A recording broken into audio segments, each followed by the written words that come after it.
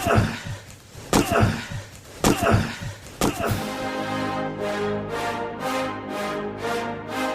rolls out to the right, pitches off to Taylor, and Taylor's to the 20, down to the 15, down to 10, 5, 4, 3, 2, 1. Touchdown, Billy Taylor! Touchdown, Billy Taylor! Billy Taylor scored a touchdown from 21 yards out. The crowd goes berserk. It was November 22nd, 1969. That they came to Barry, Michigan, all dressed in maize and blue. The words were said, the prayers were read, and everybody cried. But when they closed the coffin, there was someone else inside. Oh, they came to Barry, Michigan, but Michigan wasn't dead. And when the game was over, it was someone else instead.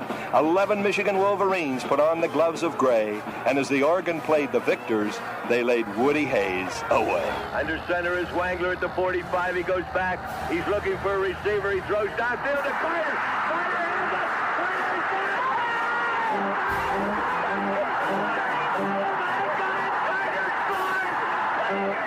Who's got it better than us? Nobody!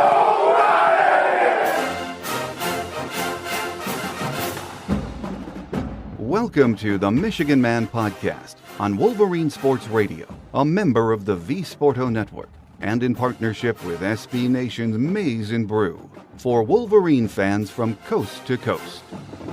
Go Blue, and welcome to our Visitors Edition for Purdue Week.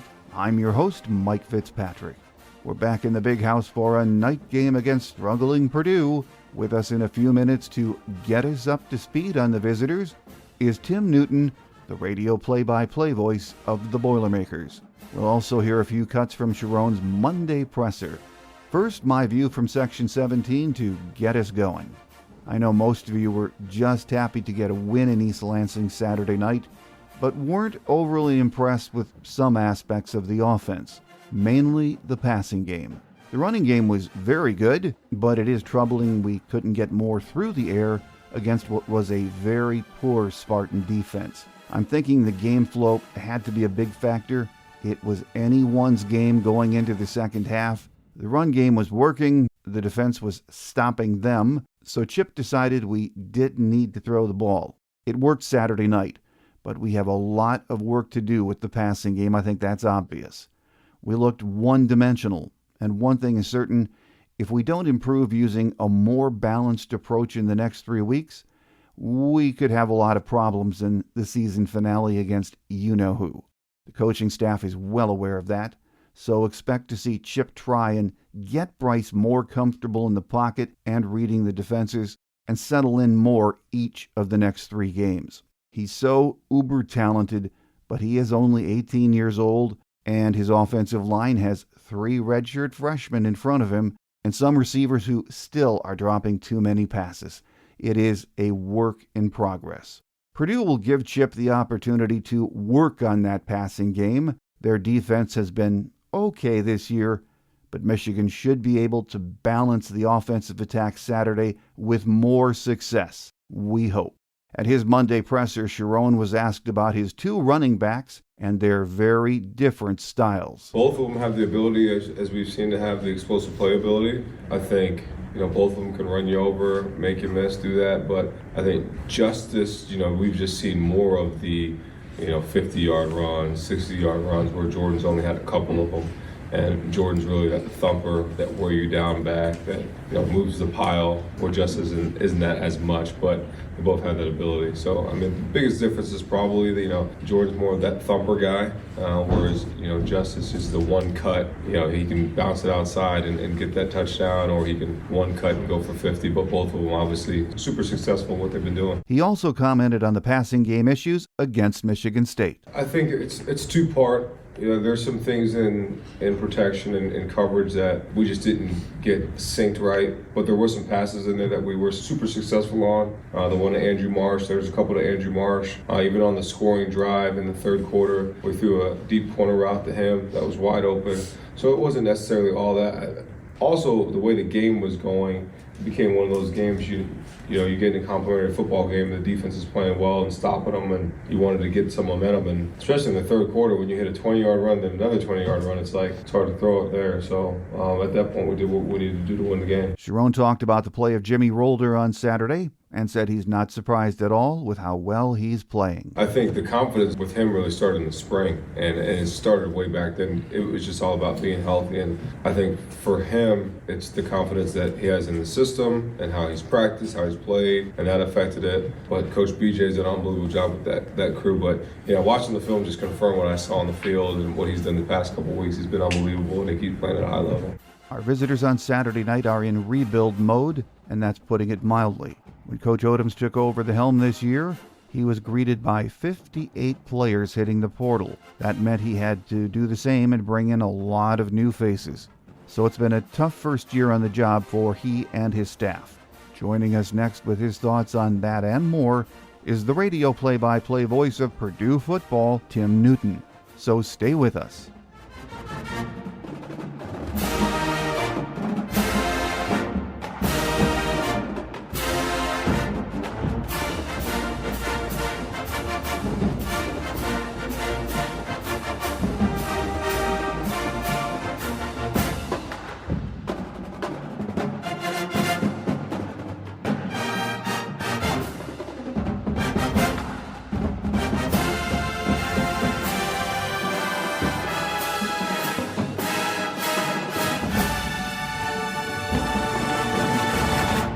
Joining us on the show today as we get ready for a big Saturday night game with Purdue is Tim Newton, the radio play-by-play voice of the Boilermakers on the Purdue Sports Network. Tim, great to have you back with us. Mike, thanks for having me. Well, the Boilers are still looking for their first Big Ten win, Tim, and they came so close against Rutgers on Saturday.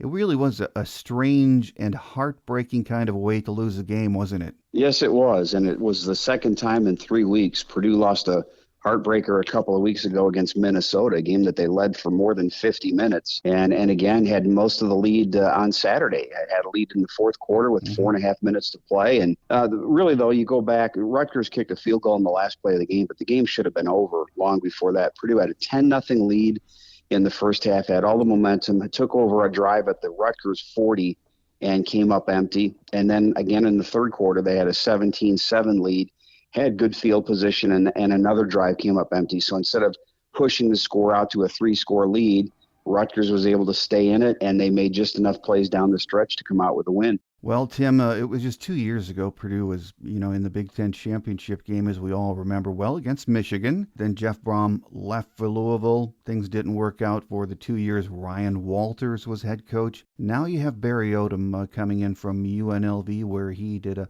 pretty masterful job with that program. He's a solid coach, but this is a big-time rebuild he has on his hands, isn't it? It is, and if you look at the roster construction, you can see that. They had 54 transfers in and 82 new players on this year's roster. And that's two-thirds of your roster that wasn't here last year. And he had a similar rebuild at UNLV, another place that's very difficult to win, and he was able to get things done there right off the bat. It's been a little bit tougher here. I think the schedule has played a little bit of a part in that, but I have full confidence he's the guy for the job, and I think it'll take a season or two until he can get things turned around. But it has been, I can tell you, a very, very frustrating stretch here with 6 losses in a row. Oh, absolutely. And, it used to be common that a new coach had 3, maybe 5 years to build his program. It seems like coaches are maybe getting 2 years in the current environment, dropping like flies in the last few weeks. It's kind of mind-boggling for someone like me who's an old guy watching all of this take place. Would you say it's different at Purdue and Coach Odom is going to be given that time he needs to get things on track? Oh, I don't think there's any question. There's no question that they will give him the opportunity here. The Ryan Walters experiment did not work. He was a first-time coach after being a defensive coordinator in a couple of stops, and it just didn't work here. And I think the athletic department felt that it was not going to work, and rather than go through more years of kind of running in place or having the program slide any further, they decided to make the change. But I think one of the things that has changed is, well, first of all, you have some insanity out there. When we're paying coaches $40 and $50 million not to coach, there's something wrong. Yeah.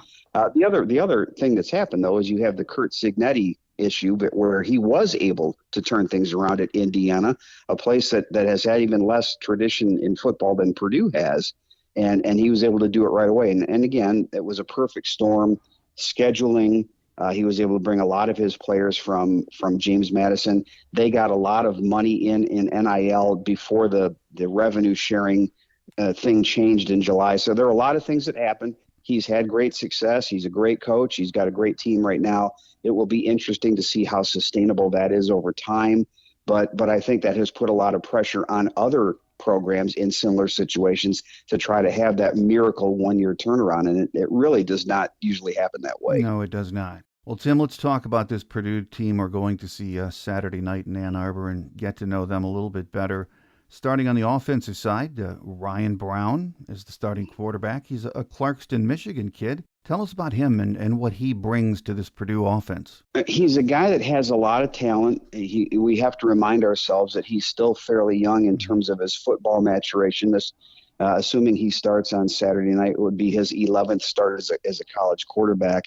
A great athlete. I think he's still learning in crunch time sometimes to make the right plays. He threw a pick six at the end of the Minnesota game with about 7.5 minutes to play that gave the Gophers their winning touchdown. He had a fumble, a bizarre play on Saturday with a minute left in a tie game. He threw a pass that was deflected back to him, and he ran with it and didn't put the ball away, and it got stripped, and then Rutgers wound up kicking a field goal. He's got the talent to make the throws. He's got good running ability. The one thing I think that you'll see with Ryan from time to time, he's a little bit indecisive. He sometimes you'll see him back in the pocket, and you can almost see the gears going as should I keep throwing the progressions here, or should I just tuck the ball and run? Whereas the guy that has his backup now, Malachi Singleton, probably a little bit better runner, and he's been able to make quicker decisions in limited time. So I'll be curious to see how they split the quarterback duties here the last 4 games. But Brown is the starter. And he's got the capabilities of putting up big numbers, but he's also still got some growing to do as a quarterback. Yeah, as you said, he's just a sophomore, so it'll be interesting to see a local kid in the big house and how well he fares. Yeah, I'm sure he's excited about it. Well, I'm sure he is too, and his family. The rushing attack, though, is led by Devin Mockabee, who's a familiar name to us, one of the few guys left from last year's team. He has good numbers overall, over 500 yards rushing. Ryan Brown is the second leading rusher on the team. Is Coach Odom fairly pleased with what he's getting in the rushing game so far? Yeah, and I think you mentioned those too, but they've also had a little bit of an emergence. Malachi Thomas has played more in the last few weeks. He's a transfer from Virginia Tech. He had a couple of big plays running and catching the ball on Saturday against Rutgers. And you'll even see a little bit of Antonio Harris, who they really like as a sophomore. Early on this season, Mockabee was carrying a lot. He had, I believe, 32 carries in one game. And Devin's not the biggest guy in the world, and he got a little bit banged up in that game. So they've tried to put him on a little bit more of a pitch count. So it wouldn't be surprising if you usually will see him they'll try to get him somewhere around 15 or maybe 20 touches in a game, whether it's on the ground or through the air. The running game, I think the running backs have done a fine job. The offensive line had not been doing a good job of run blocking until the last couple of games, and they seem to have picked that up. Now, it'll be interesting to see with Purdue's gauntlet here in November, where you have Michigan, Ohio State, Washington, and Indiana. Those are going to be 4 tough teams to move the ball against, so we'll see how effective that ground game is. Well, and you mentioned Coach Odom. He's known to be a guy who likes to build his teams from the inside out, starting with the trenches, of course, on both sides of the ball, and that takes time. Maybe not as much with the portal these days, but it still takes time at that position. How would you describe the offensive line play overall through the first 8 games? I would say you'd probably have to give it maybe a B- or a C+ average. They've done a decent job in pass blocking. I think Ryan has had good time to throw, and the sacks are probably about where you would think they would be. Up until, like I said, the last couple of games, the run blocking has not been great. I thought we would see a little bit more depth this year on the offensive line. I mean, basically they've gone with 6 guys. They've had the same left tackle, left guard, center, and right tackle for most of the season.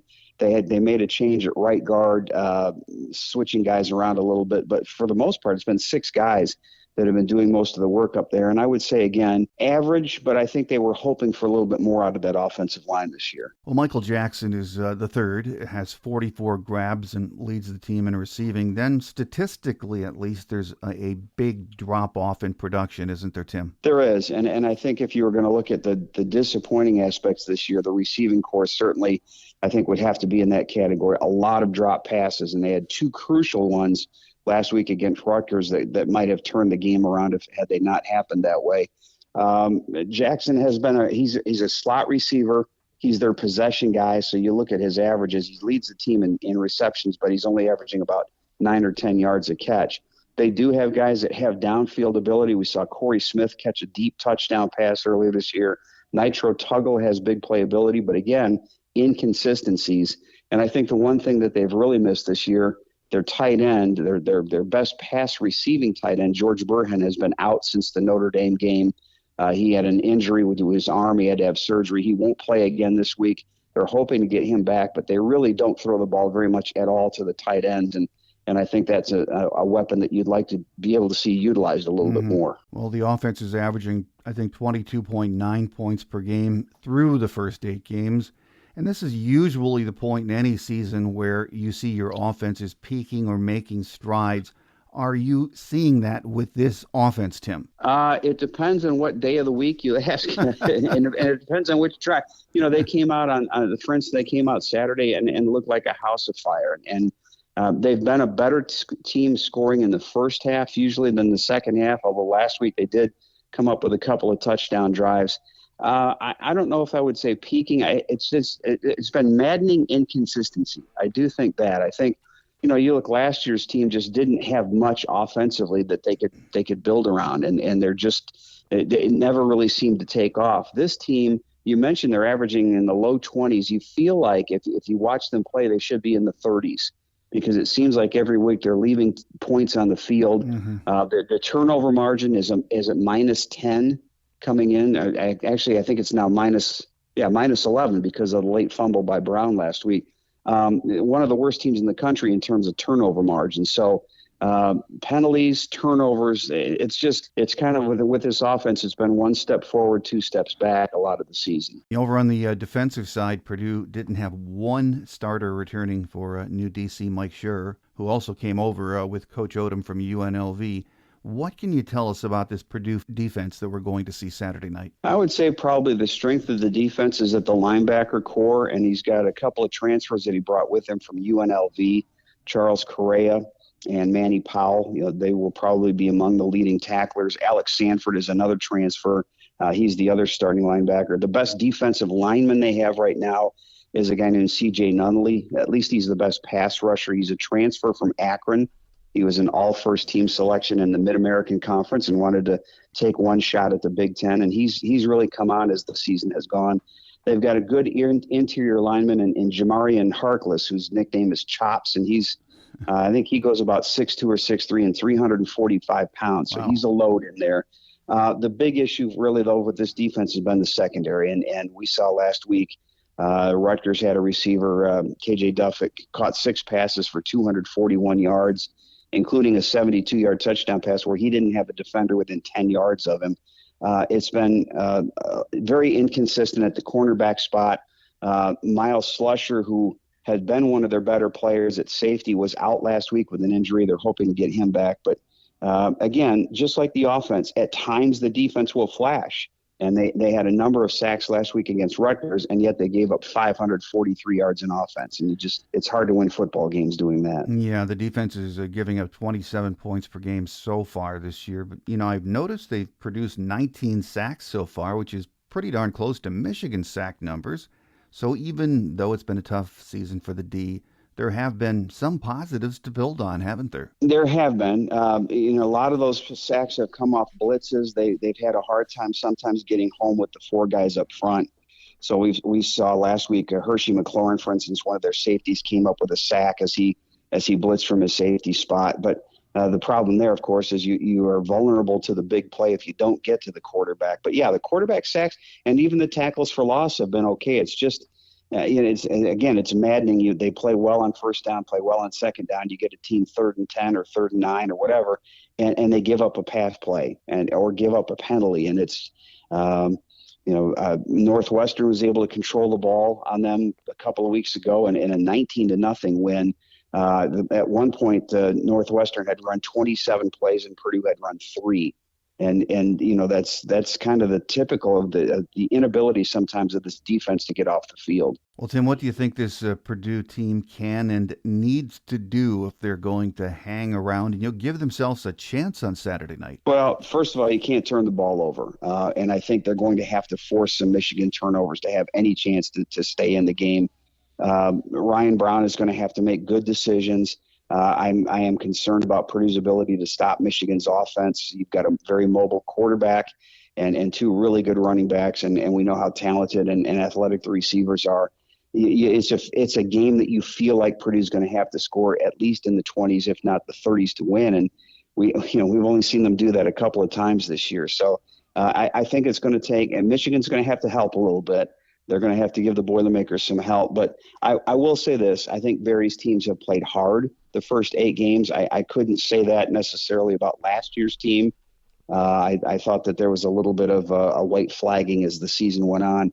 This team has been more competitive.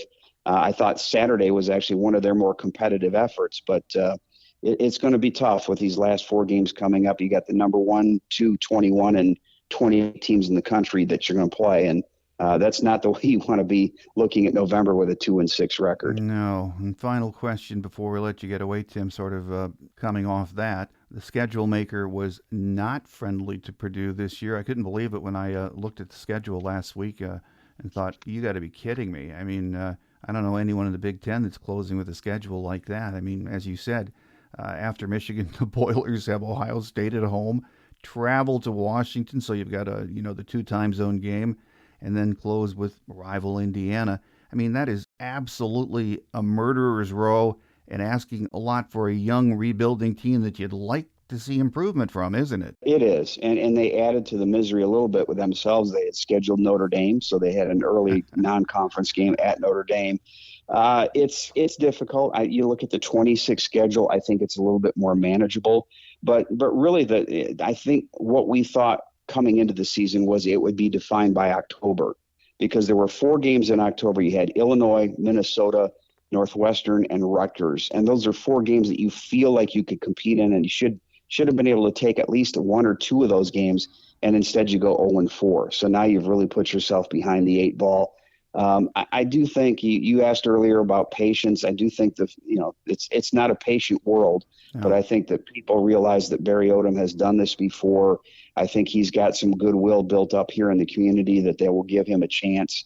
And right now it's just, what positive can you take out of this month that you can build on for 2026? And that's really what you're looking at. Absolutely. With us today as we get ready for a big Saturday night game in the Big House has been Tim Newton, radio play-by-play voice of the Boilermakers on the Purdue Sports Network. So, Tim, it's great to have you back on the show with us. I know it's been a tough go for the Boilers so far this year. Hopefully better times ahead, but we thank you for being on the show with us and look forward to another visit during happier times in the future. Well, the future is in front of us, as they say, and it's I think it's going to be a lot better. But thank you for having me today.